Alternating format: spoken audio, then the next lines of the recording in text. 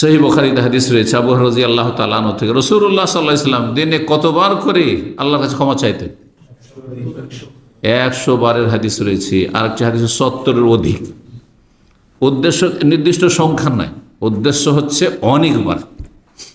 যেমন আমরাও নিজের ভাষায় কথা বলি, তখন বলি হ্যাঁ অনেকবারই কোনো কাজ করেছেন, আরে আমি 50 বার গেছি, আমি শতবার গেছি, বলছেন না? ঠিক ওই রকমই সংখ্যার আধিক্য দেখানো উদ্দেশ্য এখানে। মানে বহুবার তিনি দিনে আল্লাহর কাছে ক্ষমা চাইতেন। আবু হুরায়রা বলছেন, সামিআতু রাসূলুল্লাহ সাল্লাল্লাহু আলাইহি ওয়াসাল্লাম ইয়াকুল, আমি রাসূলুল্লাহ সাল্লাল্লাহু আলাইহি ওয়াসাল্লামকে বলতে শুনেছি, ওয়াল্লাহি আল্লাহর কসম করে বলছি, ইন্নী লা আস্তাগফিরুল্লাহ ওয়া আতুবু ইলাইহি, আমি আল্লাহর কাছে ক্ষমা চাই এবং তওবা করি, ফিল ইয়াউমি আকসার মিন 70 মাররা, দিনে 70 বারের অধিক। অন্য রিওয়ায়াতে রয়েছে ফিল ইয়াউমি 100 মাররা। আর এক হাদিসে রাসূলুল্লাহ সাল্লাল্লাহু আলাইহি ওয়াসাল্লাম এক ফিল মাজলিসিল ওয়াহিদ, একই জায়গায় 5-10 মিনিট সাথী সঙ্গীদের সাথে বসে আছেন। এই নয় যে গল্প গুজবই চলছে, হ্যাঁ দিন দুনিয়ার কথাই চলছে শুধু, না, মাঝে মাঝে কথার ফাঁকে ফাঁকে আস্তাগফিরুল্লাহ ওয়া আতুবু ইলাইহি বা রব্বিগফিরলি ওয়া তুব আলাইহি ইন্নাকা আনতাত তাওয়াবুর রহিম, এইভাবে হাদিস রয়েছে। রব্বিগফিরলি, আল্লাহ আমাকে ক্ষমা করে দাও, ওয়া তুব আলাইহি, আমার তওবা কবুল করো, ইন্নাকা আনতাত তাওয়াবুর রহিম, তুমি তওবা কবুলকারী, তওবা গ্রহণকারী এবং দয়ালু। জি। আবু বকর সিদ্দিক রাদিয়াল্লাহু তাআলা আনহু রাসূলুল্লাহ সাল্লাল্লাহু আলাইহি ওয়াসাল্লামের কাছে একদিন বললেন যে আমাকে এমন একটি দোয়া শিখিয়ে দেন যে দোয়াটি আমার সালাতের ভিতরে নামাজে করব। চিন্তা করুন, মানুষ যদি বলে যে কোনো একটি দোয়া, তাহলে সবচেয়ে গুরুত্বপূর্ণটা না শিখাবেন? তাহলে সবচেয়ে গুরুত্বপূর্ণ দোয়া আপনার দুনিয়া চাওয়া নয়, আপনার রুজি রিজিক চাওয়া নয়, আপনার সুস্থতা চাওয়া নয়, কি চাওয়া? ক্ষমা চাওয়া। আল্লাহ যেন ক্ষমা করে দেন, কারণ আল্লাহ মাফ করে দিলে যতই ভুল হোক না কেন, হ্যাঁ আল্লাহ আযাব দেবেন না, কবর আযাব দেবেন না, জাহান্নামের আযাব দেবেন না, এবং হিসাবে গিয়ে ফাঁসবেন না। এই জন্য হাদিসটি সহিহ বুখারীতে রয়েছে, সহিহ মুসলিমে রয়েছে। আবু বকর সিদ্দিক রাদিয়াল্লাহু তাআলা আনহু স্বয়ং হাদিসটি বর্ণনা করছেন।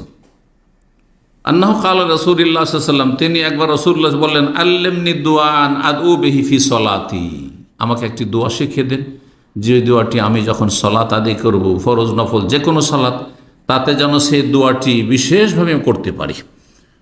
আল্লাহ কুল, নবী সাল্লাল্লাহু আলাইহি ওয়াসাল্লাম বললেন, বলো এই দোয়া, আল্লাহুম্মা ইন্নী যালামতু নাফসি যুলমান কাসীরা ওয়া লা ইয়াগফিরুয যুনুবা ইল্লা আনত ফাগফিরলি মাগফিরাতাম মিন ইনদিকা ওয়ারহামনি ইন্নাকা আনতাল গফুরুর রহিম। যেটিকে আমাদের দেশের বাংলা ভাষীরা অধিকাংশই শুধু এইটিকে দোয়ায়ে মাসুরা বলে, এইটা আবার ভুল।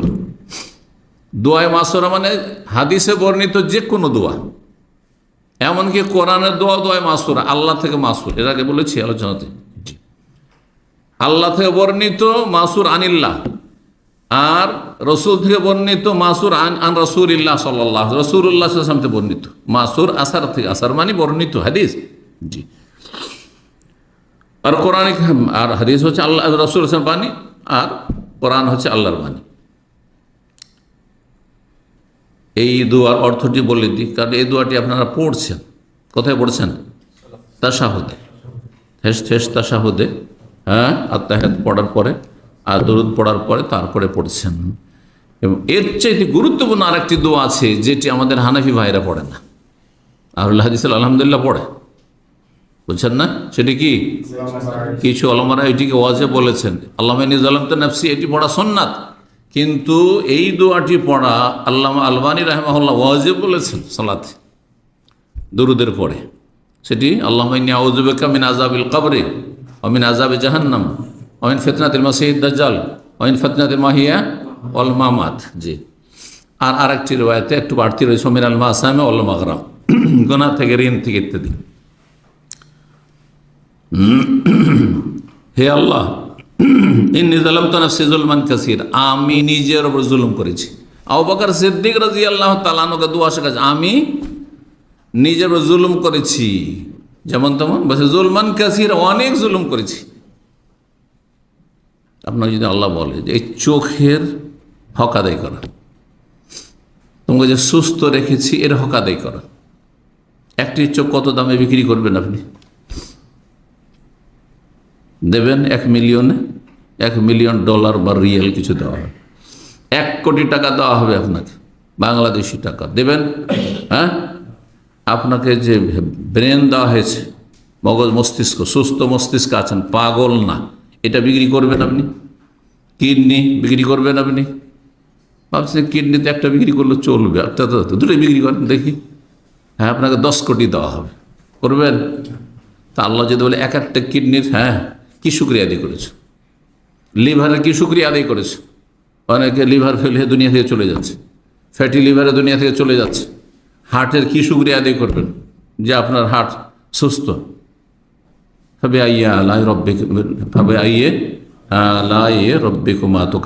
কোন নিয়ামত তুমি অকৃতজ্ঞ হবে, অস্বীকার করবে, তুমি আল্লাহ নিয়ামতের শুকরিয়া আদায় করে শেষ করতে পারবেন না। সুতরাং মানুষ যে আল্লাহর যথাযথ হক আদায় করতে পারছে না, এটি তার কি হচ্ছে, অন্যায় হচ্ছে। জুলমান কাজী ওলাইয়াক ফেরোজনবা ইল্লান, আল্লাহ তুমি ছাড়া আর কেউ ক্ষমা, আর কোন শক্তি আছে?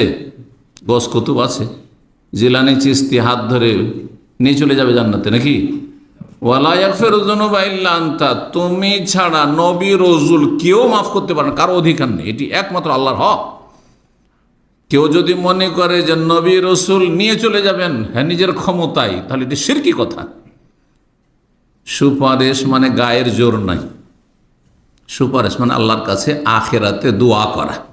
দোয়া কবুল হতেও পারে আপনার ক্ষেত্রে, আমার ক্ষেত্রে, আবার নাও হইতে পারে। সুপারিশ কবুল হতেও পারে, আবার নাও হইতে পারে। দুনিয়ার যেমন সুপারিশ হয়ে থাকে, আপনি এসে একজন দায়িত্বশীলের কাছে কারো জন্য সুপারিশ করলেন যে এই ছেলেটা যোগ্য, একে একটা চাকরি দেন, এটা গ্রহণযোগ্য হতে পারে, চাকরি ছেলেটি পেতেও পারে, নাও পেতে পারে। দুনিয়ার উদাহরণ দিয়ে ভালো করে বুঝে। সুপারিশ আমাদের দেশের মানুষ অধিকাংশই বুঝে না।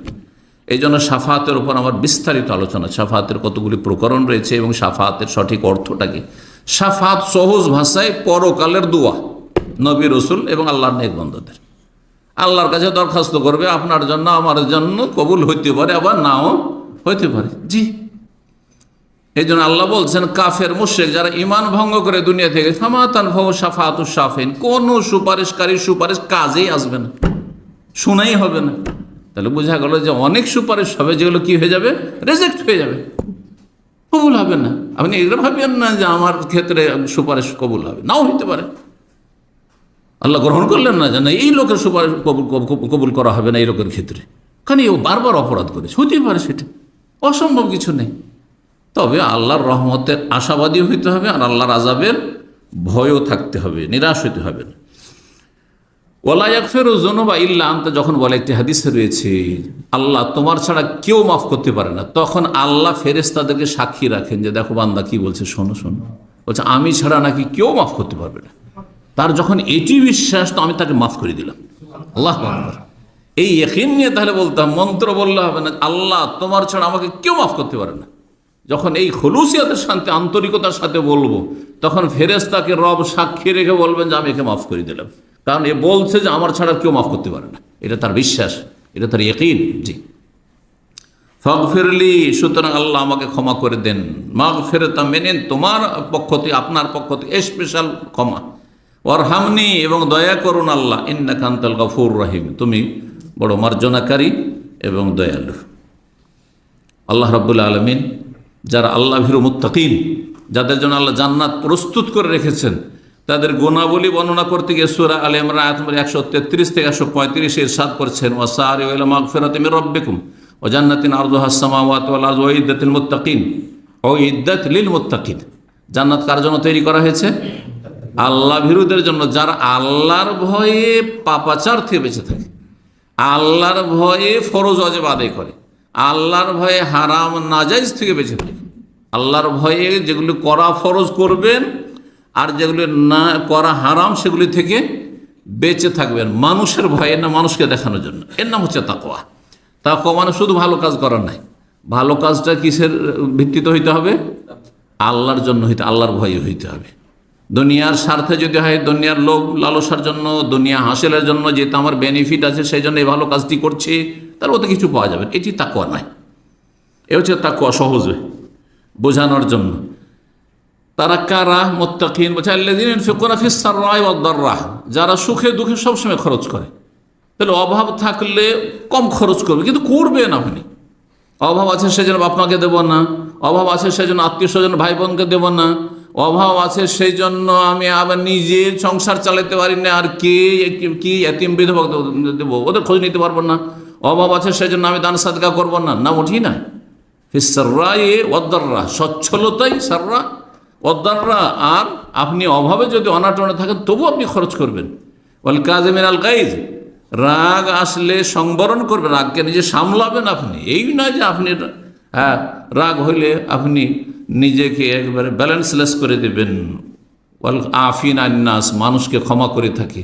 আল্লাহু ইউহিব্বুল মুহসিনিন, আর আল্লাহ যারা এহসানকারী, সদাচরণকারী, উপকারকারী, তাদেরকে আল্লাহ ভালোবাসেন। সুতরাং মুহসিনিনদের দলে শামিল হওয়ার চেষ্টা করবে।